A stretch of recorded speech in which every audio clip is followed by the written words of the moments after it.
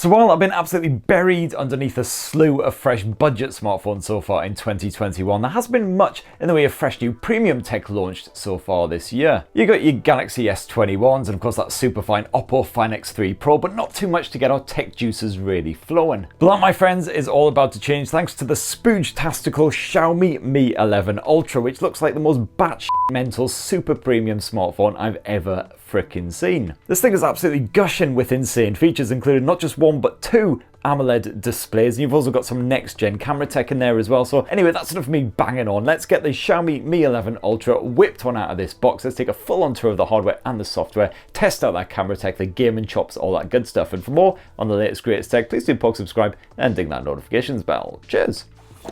Not gonna lie guys, I am rather moist at the prospect of finally getting my mitts on this absolute beast. Oh, and lush, it's the white one as well, just what I was hoping for. So what you get bundled in the box is one fairly chunky charger, though it's not too bad considering it is a 67 watt effort. You've got yourself some Type-C USB action. You've got a rubber Johnny case to protect the Mi 11 Ultra, though that shouldn't actually be necessary. And I also love the size of the camera cutout on this thing. It is freaking enormous. And you got your instruction manual shenanigans, of course, and I'll tell you what, even the instruction manual smells premium. Oh. And you also do unfortunately get a USB Type-C to 3.5mm headphone adapter bundled in there because there is no headphone jack on the Mi 11 Ultra. Ugh. So that's the box, now the phone. Okay, so first up, the Xiaomi Mi 11 Ultra is immediately giving me flashbacks to the Mi 10T Pro, which I got my mitts on at the end of 2020, mostly because it's such an absolute heifer. No kidding, this thing is 234 grams, one of the heaviest smartphones around, so at least I don't have to bother going to the gym when the gym's finally reopened. All I'll need to do is lift this thing a couple hundred times a day and I'll have biceps like Dolph Lundgren. Like I was ever going to go to the gym. But you know what, that weight does definitely help to lend a premium vibe to the Xiaomi Mi 11 Ultra. There is no denying that this thing is an expensive smartphone through and through. You've got Gorilla Glass Victus up front to keep the display in pristine condition. That's not only highly scratch resistant, but it's also drop proof up to a couple of meters as well. And as if that wasn't enough, you've also got a pre-installed screen protector on this thing. But it's the arse end that I really admire. You've got a ceramic finish on here, which is super resilient. So again, should prove nice and tough. Hopefully no scratches or scuffs, even if you leave the condom case off. I do like the look of the Mi 11 Ultra, but it is somewhat spoiled by these ugly little markings down here. I wish they just weren't on there at all. And then there's the small, or rather not so small matter of the camera chassis, which also houses that secondary display, which let's face it is less than subtle. I mean, it's almost like you've got another smaller phone kind of bolted onto the back of this one. And sandwiched in between ceramic and glass is a metal bit of edging as well, with some nice pleasing curvature around those corners. And with all the ceramic and Gorilla Glass and prophylactic case action, of course, the Xiaomi Mi 11 Ultra is better protected than the Queen. But on top of that, it's also IP68 water and dust resistant, so you can rock it in the jacuzzi, the swimming pool, wherever you fancy, should not matter. So that's the design, but let's actually get the Xiaomi Mi 11 Ultra all powered up and check out the rest of the hardware and the software. Just going to stick my SIM inside of the Mi 11 Ultra, and I'm actually coming to it from the Mi 11 Lite, so I'm guessing I'm going to notice quite a big difference. And as for that SIM tray, well, it is actually a dual SIM tray, so you can stick in 2 SIM cards at once, but sadly there's no space in here for micro SD memory cards to boost the storage.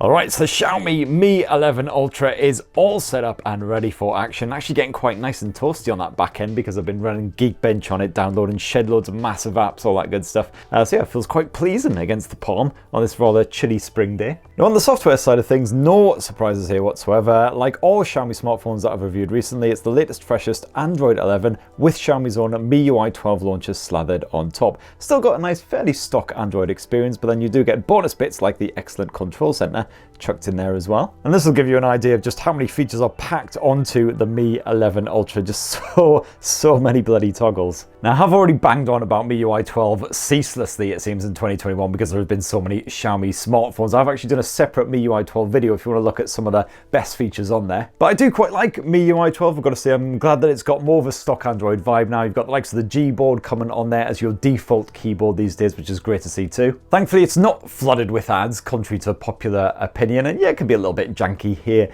and there, but I do like it. Most of the truly irritating aspects of MIUI from previous generations have been basically ironed out. You do unfortunately still get a lot of crapware pre-installed on here, which is one of my only bugbears. So for instance, TikTok, WPS Office, you got Facebook and LinkedIn, all this stuff which I definitely did not install myself. And you've also got doubling down on some apps like a Mi browser as well as Google Chrome. I just stay well clear of that and I just use Chrome. Thankfully, pretty much all that crap can be just deleted straight off. You do get plenty of storage in the Mi 11 Ultra, as you'd kind of hope as well. 256 gigs, although not expandable via micro SD. And that is UFS 3.1 as well, so certainly when I was downloading all of my own apps, I certainly found it was nice and nippy, especially as you've got full Wi-Fi 6E support on this bad boy too. And unlike a lot of other Xiaomi smartphones in 2021, unfortunately there's no edge-mounted fingerprint sensor. It is an in-display effort, but TouchWood seems like a good one so far.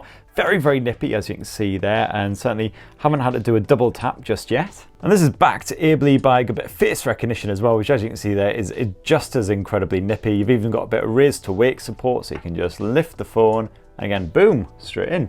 Now let's check out that 6.81-inch AMOLED display slapped here on the front end of the Mi 11 Ultra, pretty much covering that entire front end, the skinniest of bezels, top and bottom, and it basically slubs gently around the edges on the left and right side.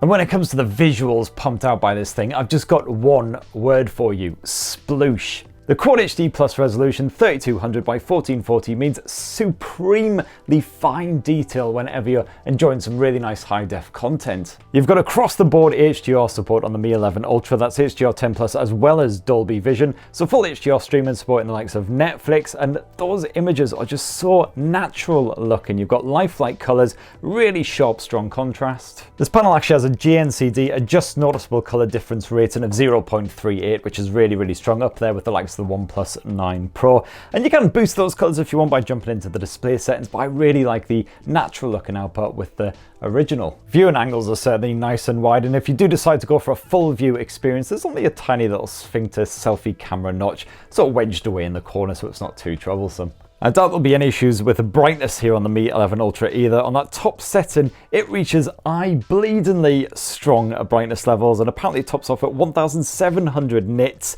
out in the sunlight in those sort of peak conditions. Now, if we dive back into those display settings as well, you'll see that you've got all the usual stuff, the read-in mode and all that kind of good stuff, and you've also got the option to change up the refresh rate. It's actually set to 60 Hz by default, but you can boost that up to 120 Hz, and it is adaptive as well. It can drop all the way down to 30 Hz when, you know, there's no real motion, just to preserve battery life, and all the way up to 120 when you're using supported apps. But of course, we cannot forget the fact that you've got a second display as well, slapped here on the arse end just alongside those camera lenses. This is a positively dinky 1.1-inch display, though it is still AMOLED tech. It's 126 by 294 pixels, so reasonably crisp considering it's so dinky. Now, if you want to set this up, what you'll have to do is dive into the settings, then it's not in the display section, it's actually in the special features. You'll find rear display in there. And the main role of this secondary panel is as an always on display. You can change up the general styling of it, so you can have the clock either horizontal or vertical. You can change up the color scheme. And you could also say whether or not you want the battery and the notifications to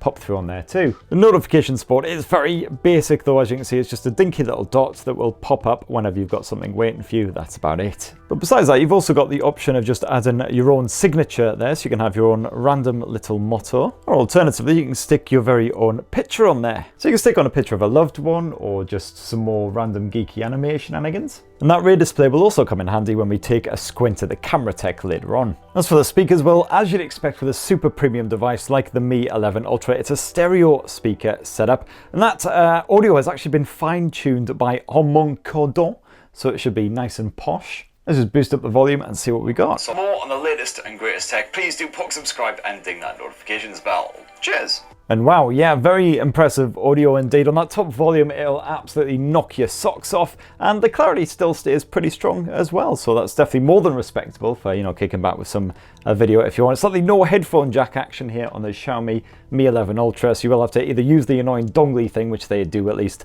bundle in the box, otherwise you'll have to rely on the Bluetooth 5.2 support. Right now, performance, and if you're expecting the Xiaomi Mi 11 Ultra to be anything but shit in this department, then you are seriously incorrect. Because of course you've got the latest, freshest Snapdragon 888 chipset out there, one of the most powerful mobile platforms that you will ever find, backed by 12 gigs of DDR5 RAM. And if you're into your gaming, well, basically you'll be able to play any title out there, no worries. Did I say play any title? I mean blaze through absolutely anything you throw at this bloody smartphone.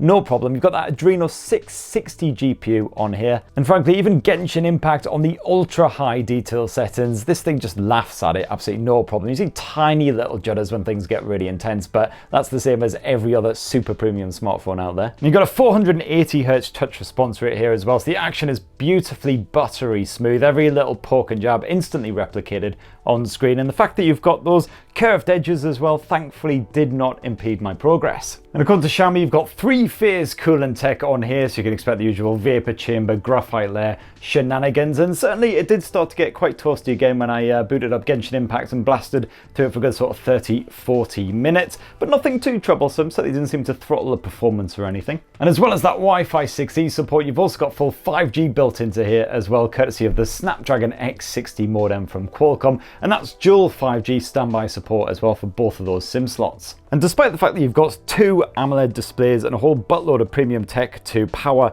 on the Xiaomi Mi 11 Ultra, hopefully a single battery charge will keep you going all day because it is a 5000 milliamp cell. Certainly the drain seems to be pretty good despite the fact I've been downloading a shed load of apps, playing a good bit of Genshin Impact, seems like a fairly stable drop. And on top of that, you've also got 67 watt wired and 67 watt wireless charging on this thing, plus a bit of 10 watt reverse wireless charging if you need it. Now last but by no means least, let's check out the camera tech slapped here on the back end of the Mi 11 Ultra. Now this is a triple lens setup spearheaded by a 50 megapixel primary lens with optical image stabilization built in. Does seem like quite a slow shutter speed right now. I'm not sure if it's just warming up a bit or what it is, but that's slightly troublesome. Good looking results though, nice natural looking tones, and nice and bright as well considering the ambient conditions. And even though there's a bit of pixel bit in action going on, as you can see there, plenty of fine detail when you pinch all the way in as well. Okay, it seems to have warmed up now as it were. Not really sure what the issue there was. Now you got all the usual shenanigans on here, including a good bit of AI mode action, which can change up the camera mode that you're in to suit whatever you're trying to shoot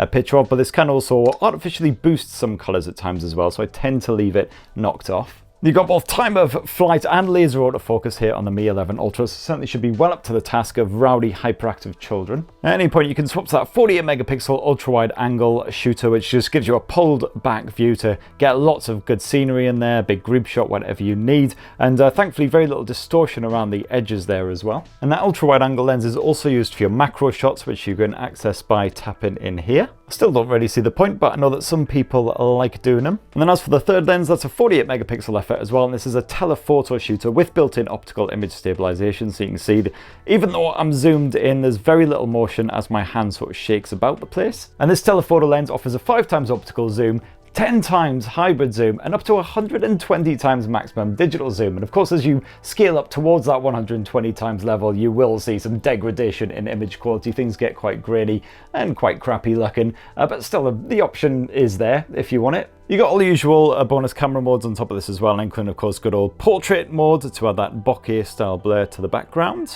You've got pro manual controls as well for changing up the shutter speed, the ISO levels, the lens wide, so you can choose between the ultra wide angle, the primary lens, or that telephoto. You can choose to shoot with the pixel bin in or at that ultimate 50 megapixel mode if you like. And you've also got the ability to shoot in RAW format if you want a bit of that action. On top of all of that goodness, you've got your own dedicated 50 megapixel shooting mode. You've got the new night mode, which is apparently all new and improved for the Mi 11 Ultra, so I'll be testing that out for the in-depth review, and plenty of other bonus shenanigans on top. And last up, when it comes to shooting video, well, you can shoot up to 8K resolution footage with any of these 3 lenses, which is pretty impressive stuff. Otherwise, you can drop that down to 4K resolution and shoot at either 30 or 60 frames per second, or good old bog standard full HD. So far, so very premium indeed, but then let's not forget the killer feature here on the Mi 11 Ultra, that rear display, which you can activate like so. Now this gives you a little sneak preview of the shot that you're about to take, and then when you've got it all lined up nicely, just hit the volume down button.